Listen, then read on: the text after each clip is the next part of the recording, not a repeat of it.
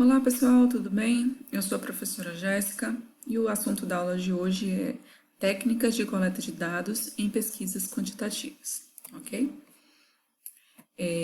Técnica de coleta de dados é um conjunto de procedimentos que são utilizados para que o pesquisador possa fazer a coleta das informações pertinentes à sua pesquisa, tá?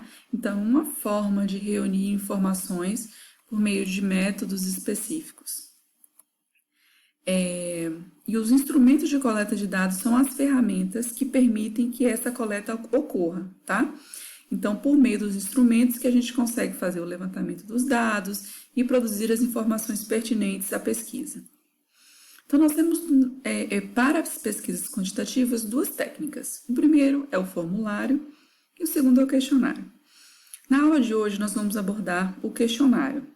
Mas o formulário, ele é basicamente formado pelos mesmos elementos que o questionário, mas a única diferença entre elas está na forma como as questões são respondidas, tá? No formulário, ele é preenchido pelo pesquisador, ok? O pesquisador vai fazer as perguntas para a pessoa e a pessoa vai responder e o próprio pesquisador vai preencher as informações. No questionário, é um instrumento preenchido pelo próprio informante, tá? Sem a presença do pesquisador.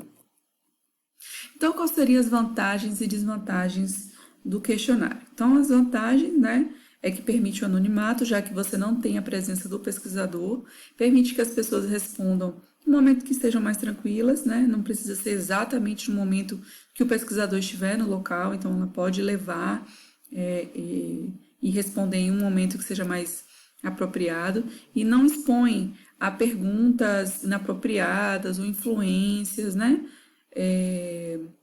do pesquisador, sugerindo algum tipo de resposta, né, caso a pessoa não saiba responder, e tem a maior facilidade de condução.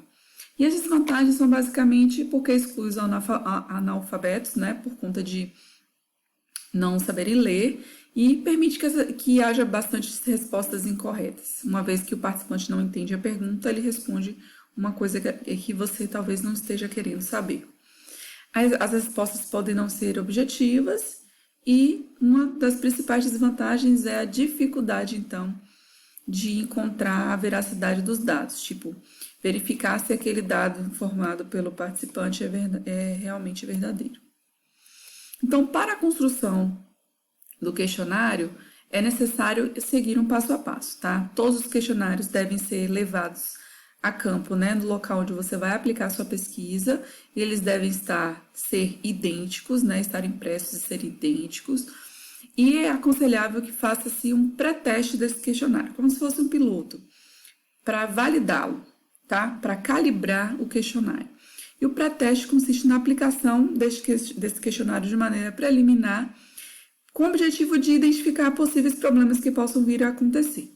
Os pontos avaliados nesse piloto são a ordem das perguntas, o tempo de aplicação do questionário, a falta ou excesso, né, de perguntas que você gostaria de estudar, perguntas que são redundantes ou perguntas constrangedoras, tá?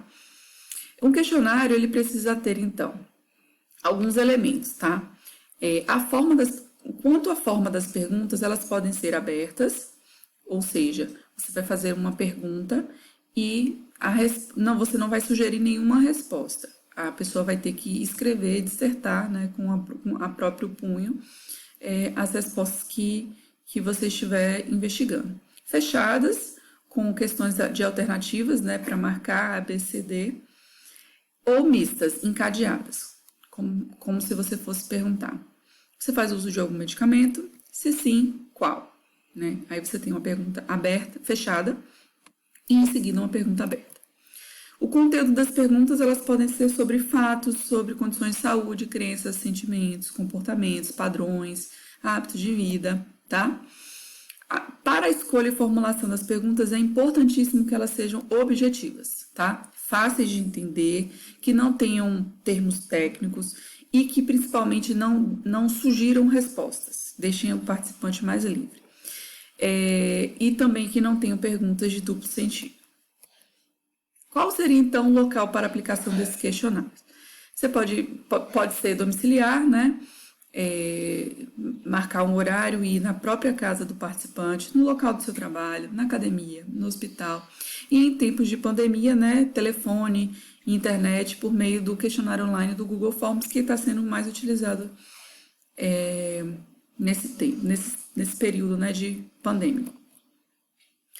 Quanto à estrutura das perguntas, então elas podem ser estruturadas, ou seja, ter um roteiro engessado e pré-estabelecido que o pesquisador precisa seguir, né, para fazer aplicar esse questionário para o participante, não estruturado, que seria uma entrevista livre, o que ocorrer, o assunto que vier, você discorrer com o participante, ou semi-estruturado, que é o que é mais utilizado, né? Você possui um roteiro, um delineamento, porém, sem aquela obrigatoriedade de seguir à risca exatamente tudo o que tiver escrito no papel. Tem, então, essa liberdade para poder fazer alguma pergunta do que ocorrer, né?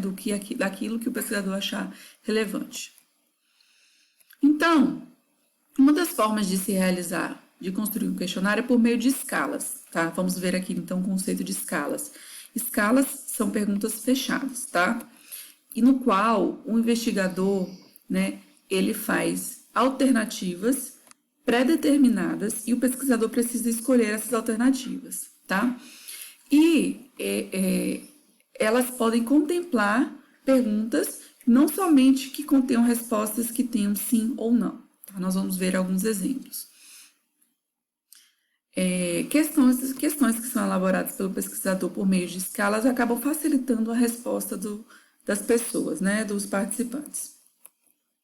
Então, nós temos uma escala nominal, que é basicamente para apreensão de informações de variáveis nominais, né? Idade, sexo, renda, aqui nós temos um exemplo, né? Faixa etária e sexo biológico. Ordinal, tá? Quando o participante precisa fazer uma hierarquização, tipo dar uma categoria às perguntas que estão sendo feitas, alguma preferência. Exemplo, enumere de 1 a 3, sendo 1 mais relevante, das quais qual das alternativas é mais precária em seu município. Aqui, saúde, educação, infraestrutura, e aqui ele vai fazer uma ordenação. Ela pode ser avaliativa, tá? Dar opinião sobre algum assunto, tipo, qual o seu nível de satisfação em relação ao nosso serviço? E aqui tem bom, ruim, né? Ruim, bom, muito bom. E uma escala que é muito utilizada, chamada escala de concordância ou escala Likert. Ela expressa o grau de concordância ou discordância em relação a um determinado objeto. Aqui eu tenho.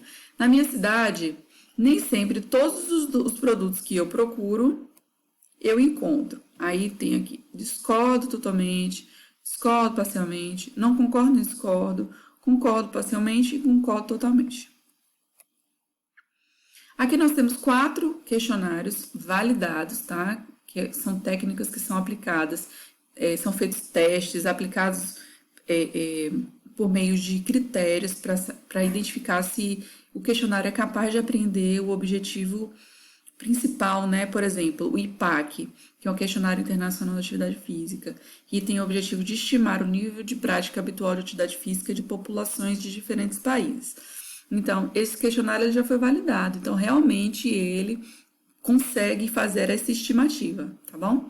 Então, nós temos o IPAC, que provavelmente você já deve conhecer, o MPAN-R, que é a escala de motivação à prática de atividade física, revisado, né, porque é a escala que já foi validada, então ela vai estimar a prática, tá? Em 5 fatores: diversão, saúde, aparência, competência social e questões demográficas. Nós temos a EQV, que é a escala de qualidade de vida, que avalia a qualidade de vida. Nós temos o MSQ, que é o Mean Sleep Questionnaire, que avalia o padrão de sono, qualidade de sono, distúrbios, comportamentos, tá?